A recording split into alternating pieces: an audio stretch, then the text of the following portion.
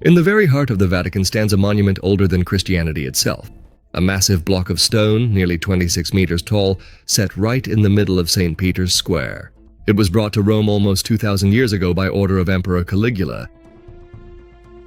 He commissioned a special ship to transport the obelisk across the Mediterranean from Egypt to adorn his circus, a giant arena for chariot races and public executions. Later, it bore witness to the martyrdom of the first Christians, including, according to tradition, St. Peter.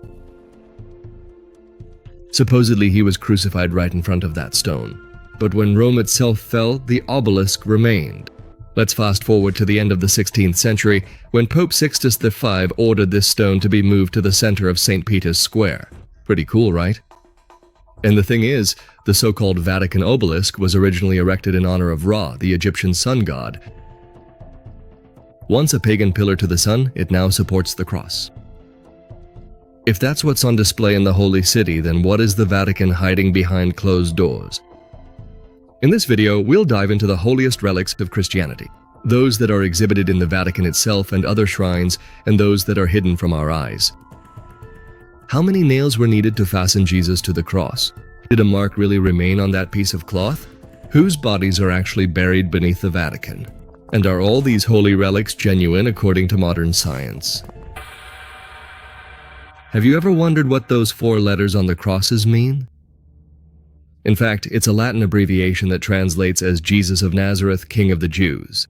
But the original plaque on the cross, at least according to the official version of the church, looked somewhat different. Here it is, the Titulus Crucis, that is, the inscription on the cross. Today, it is kept in the Basilica of the Holy Cross in Jerusalem, right in the heart of Rome.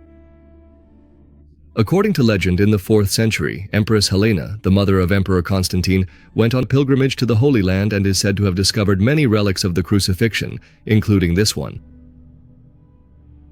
She brought them to Rome, and since then they have been kept here, in a chapel built on soil brought directly from Golgotha, that is, the very place where Jesus was crucified. All of this sounds holy and noble, but scientists have intervened. In 2002, researchers were allowed to conduct radiocarbon dating of the wood. The result? The sample dates to between the 10th and 12th centuries, 1,000 years later. Oops.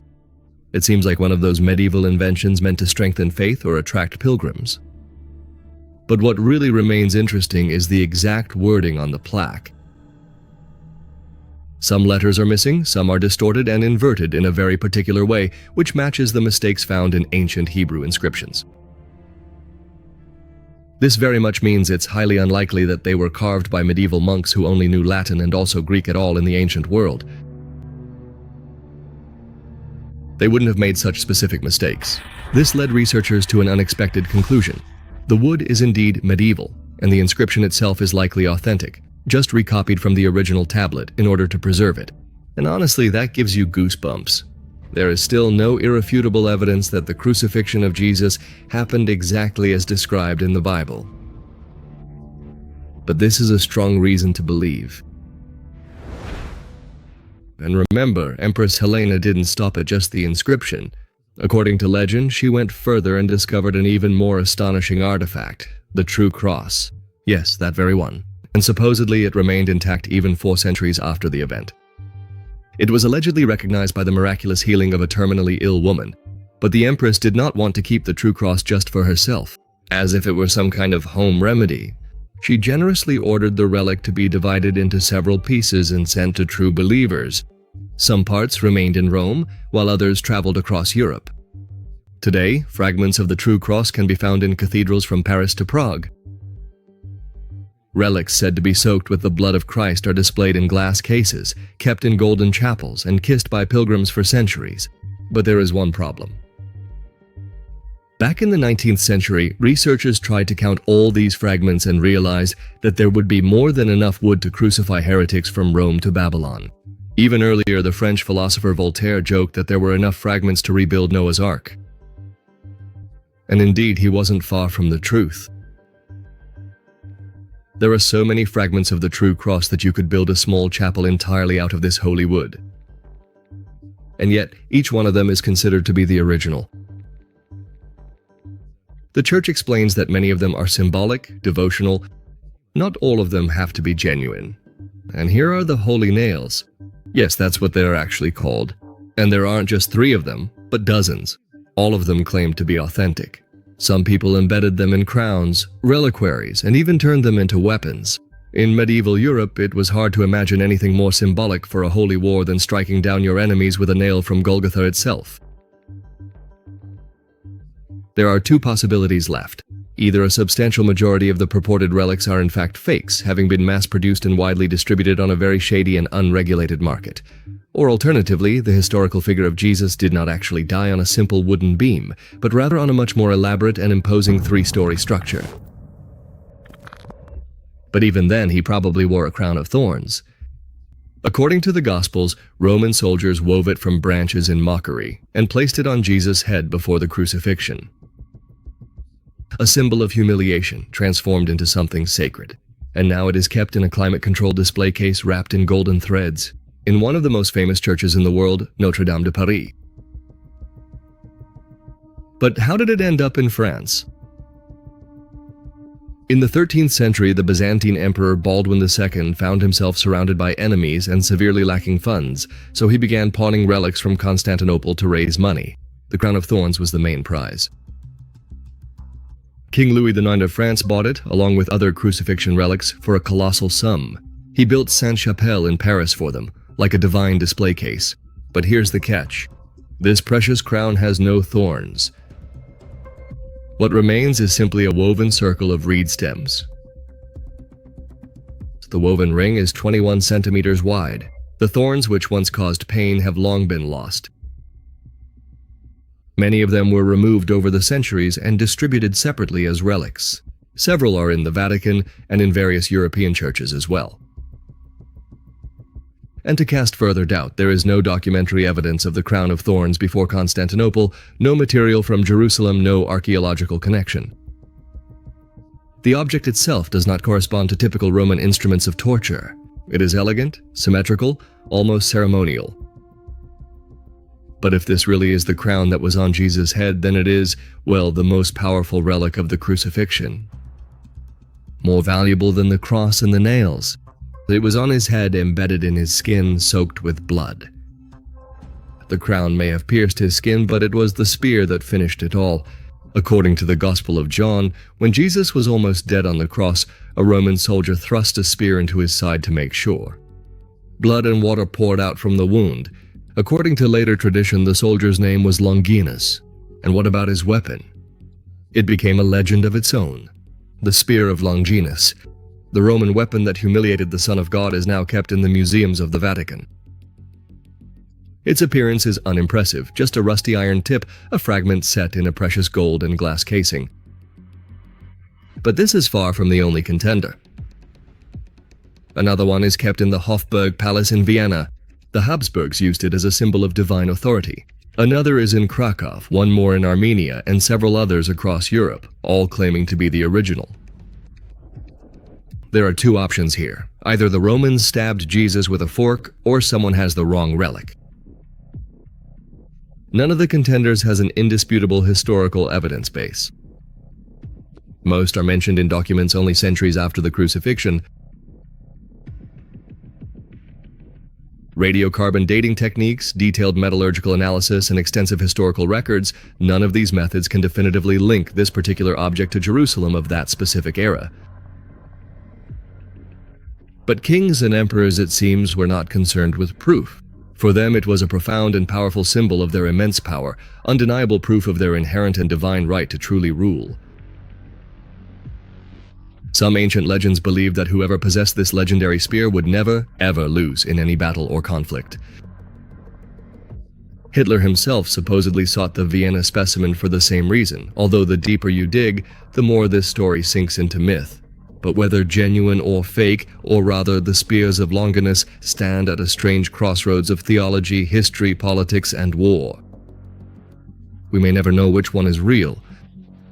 So, up to this point, we've talked about many different Vatican artifacts. But now, let us move on to consider a truly significant issue, one that profoundly affects our entire world and all its inhabitants. A large linen cloth with a photonegative image of a crucified man, and no one knows how it got there. It's probably familiar to everyone, but still, this is the Shroud of Turin. Without exaggeration, it is one of the most analyzed, studied, and at the same time controversial relics in the entire Christian world. A single cloth with a faint front and back imprint of a man's body. Wounds on the wrists, blood near the hairline, traces of blows on the back. Everything matches the traditional description of a crucifixion. It is kept in the Turin Cathedral in Italy, where it is only occasionally displayed. The Catholic Church allows veneration of the shroud but avoids taking an official stance on its authenticity. Believers consider it to be the burial shroud of Christ himself. Many skeptics and a number of scholars are not entirely sure about this. Because here's the thing. The shroud first appears in historical records in the 14th century. There are no early mentions, no documents from the beginnings of the Church, no mention in the Gospels. It just suddenly appears. It mysteriously shows up in France around the year 1354 under truly enigmatic and unexplained circumstances. Modern rigorous radiocarbon dating tests have definitively dated the ancient fabric to a period between the 1260s and the 1390s AD. If that scientific dating is indeed accurate and true, it means this remarkable artifact was originally made during the historical Middle Ages, nearly a full 1,000 years after the significant events it is famously associated with. But the mystery didn't end there, because modern imaging revealed something truly strange.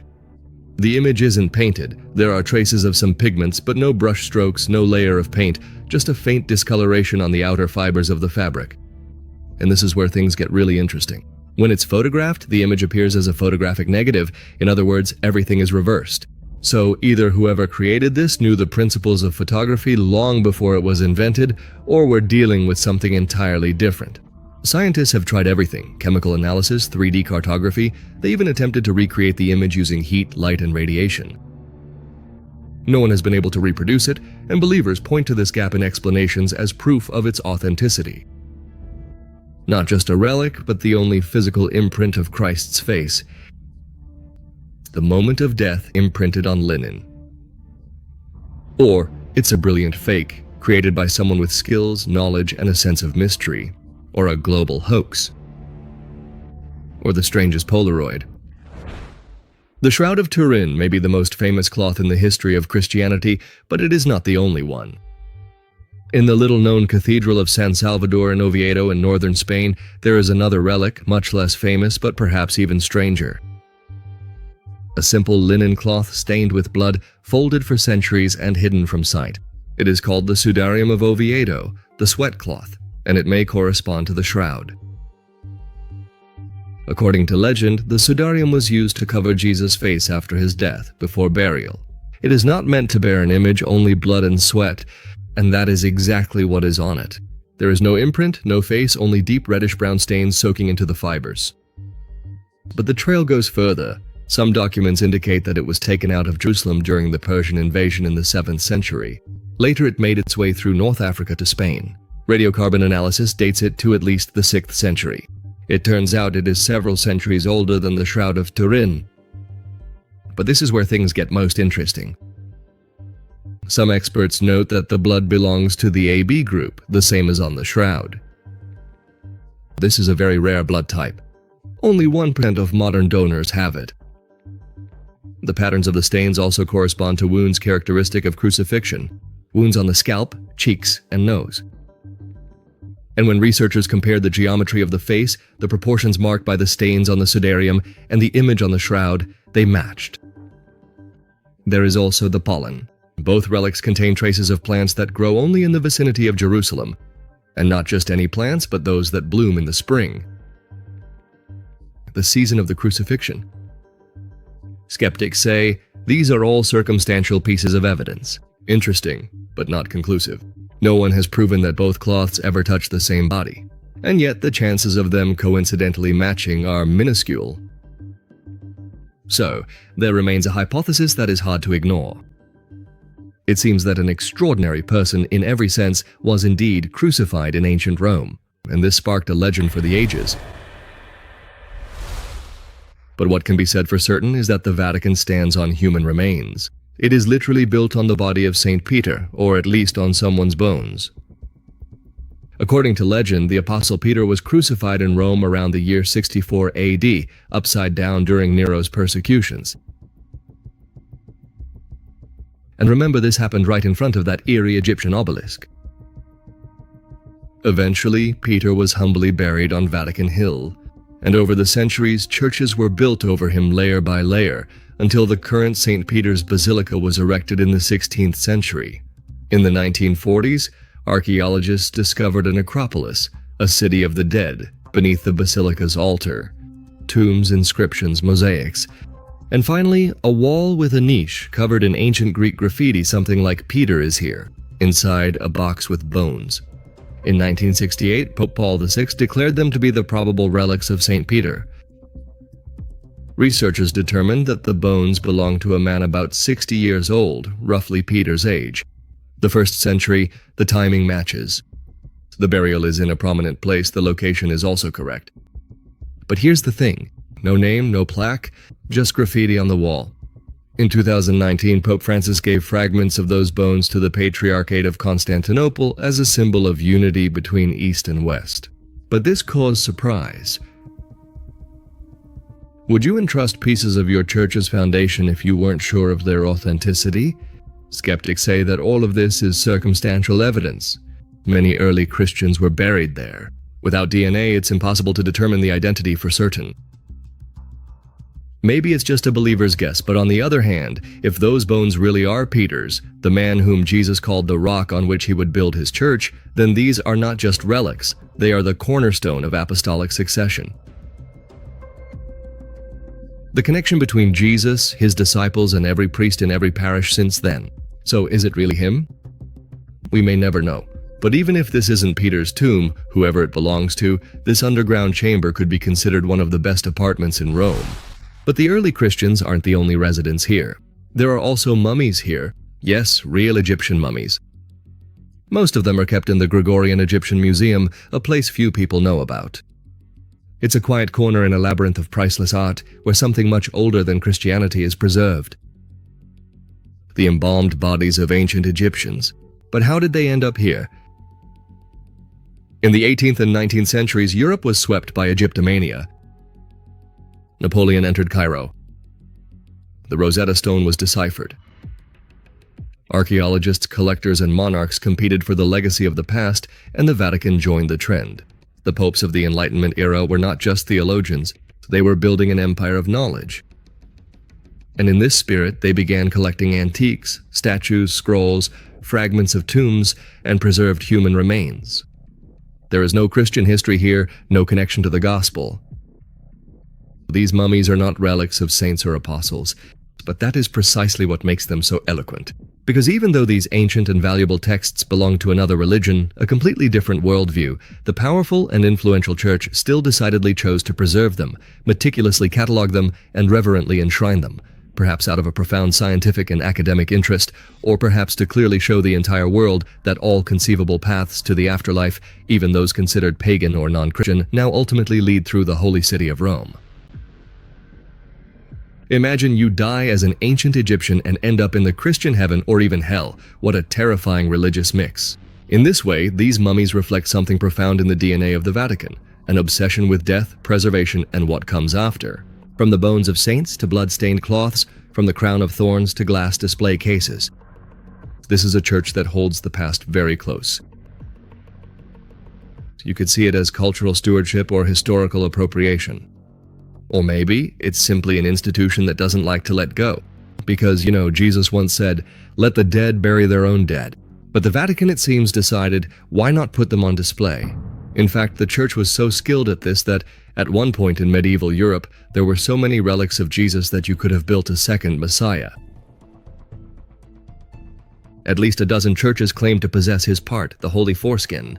This relic was so bizarre and controversial that the Vatican eventually banned any public mention of it in the 20th century. Even though in the past it used to be paraded through the streets of Italian cities as a sacred object. Then there's the milk of the Virgin Mary, preserved in bottles. In fact, several bottles scattered across Europe supposedly contain some kind of divine dairy product. And if that's not enough, some churches claim to possess feathers from the wings of the Archangel Gabriel. Yes, feathers from an angel who, according to doctrine, didn't even have a physical body. That's the point. Every medieval town wanted a relic. The more absurd, the better. And the bitter irony is that even if there were real, authentic artifacts, they would be diluted in this sea of superstition. But whether you believe in the power of Vatican relics and see them as symbols or dismiss them as souvenirs with great PR, these things still attract millions to their glass showcases. They profoundly remind us that we are perpetually searching for tangible evidence of the divine, even though, by its very definition, it inherently does not require any such proof or validation whatsoever.